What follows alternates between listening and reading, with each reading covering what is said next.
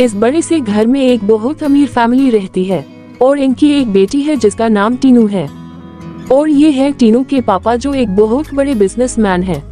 ये है टीनू की मम्मी जो हाउसवाइफ होने के साथ एक बिजनेस वुमन भी है। और टीनू अपने पापा की बहुत लाडली है। और ये है टीनू जिसे स्पीड में गाड़ी चलाना, दोस्तों के साथ पार्टी करना, विदेश में छुट्टियां बिताना और बड़े बड़े रेस्टोरेंट में डिनर करना, ये सब टीनू को बहुत पसंद है क्योंकि टीनू अपने दिल की सिवा किसी की नहीं सुनती। यही एक कारण है टीनू की मम्मी पापा ओ सॉरी मॉम डैड की परेशानी का कारण कि टीनू किसी की नहीं सुनती। रीना, टीनू कहाँ है? टीनू अभी सो रही है। इतना टाइम हो गया है।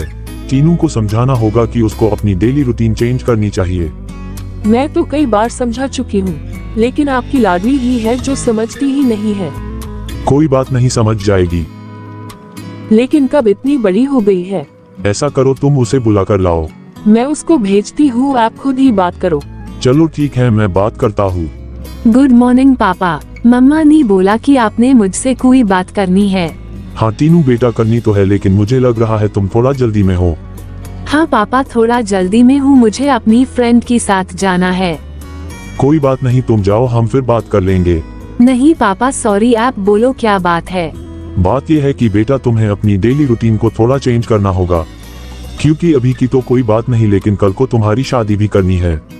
शादी? मैं अभी शादी नहीं करने वाली। लेकिन क्यों शादी क्यों नहीं करना चाहती? क्योंकि मुझे अभी खुद के लिए भी थोड़ा टाइम चाहिए, और ये बात करने के लिए आपको मम्मा ने बोला है ना। मैंने मम्मा को बोला था कि मुझे ये बात पसंद नहीं है। लेकिन बेटा शादी क्यों नहीं करनी, सबको करनी पड़ती है। हाँ ठीक है पापा, लेकिन मैं अभी नहीं करना चाहती। वैसे भी पापा मैं लेट हो रही हूँ, मुझे जाना है। क्या हुआ, बात हुई टीनू से? हाँ हुई बात। आपका मूड क्यों खराब है? क्योंकि हमारी बेटी को शादी नहीं करनी है। ऐसे कैसे नहीं करनी, मैं करूँगी टीनू से बात की शादी तो करनी पड़ेगी और शादी के बाद ये सब नहीं चलेगा। टीनू से बात करने की कोई जरूरत नहीं है, बस रिश्ता ढूंढना शुरू करो। और ये है हमारी कहानी की हीरो का घर जो अपने रिटायर्ड पापा के साथ रहता है। ये है उसके पापा, बीवी की डेथ के बाद इन्होंने ही तरुण की देखभाल की। और ये है तरुण, अपने पापा का ईमानदार और लायक बेटा।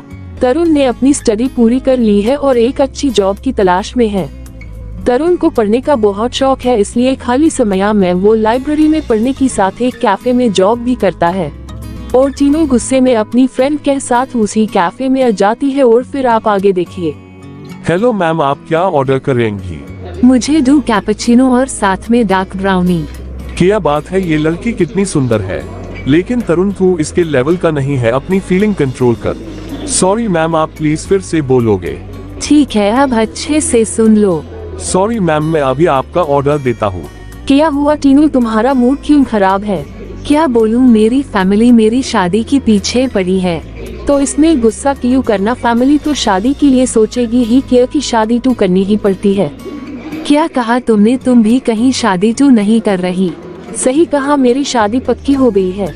जाओ करो तुम शादी, मैं तो नहीं करने वाली, मुझे तो शादी का नाम भी अच्छा नहीं लगता।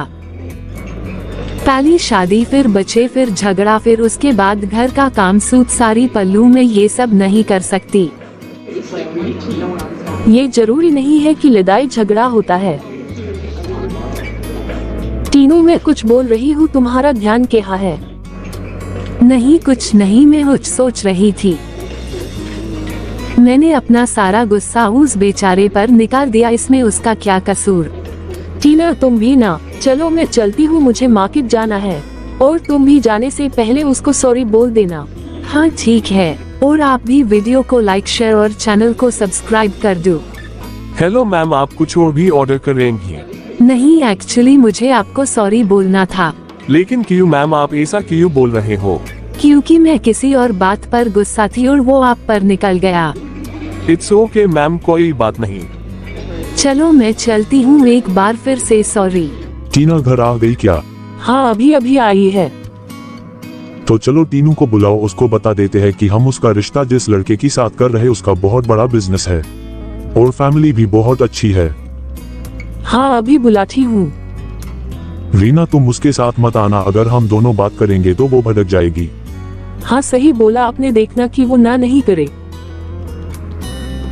पापा आपने मुझसे शादी की बात करने के लिए बुलाया है ना? टीनू तुम ना करो, इससे पहले ही मैं तुम्हें बता दूं कि मैंने तुम्हारी शादी पक्की कर दी है।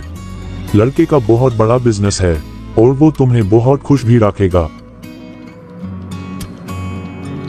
टीनू गुस्से में घर से निकलती है और रास्ते में बस स्टॉप पर तरुण खड़ा होता है। हेलो मैम, आप यहाँ कैसे? मैं बस यहाँ से गुजर रही थी और मैंने तुम्हें यहाँ बैठे देखा। चलो मैं तुम्हें ड्रॉप कर देती हूँ। नहीं मैम, अभी बस आ जाएगी और मैं चला जाऊंगा। मैंने बोला ना एक बार की ड्रॉप कर देती हूँ तो बस चलो। Okay ma'am. तरुण टीनू की गुस्से से डर कर टीनू के साथ चला जाता है और रास्ते में दोनों बहुत हंसी मजाक करते हैं। इस तरह से बहुत दिन बीत जाते हैं। तरुण और टीनू की दोस्ती बहुत अच्छी हो जाती है।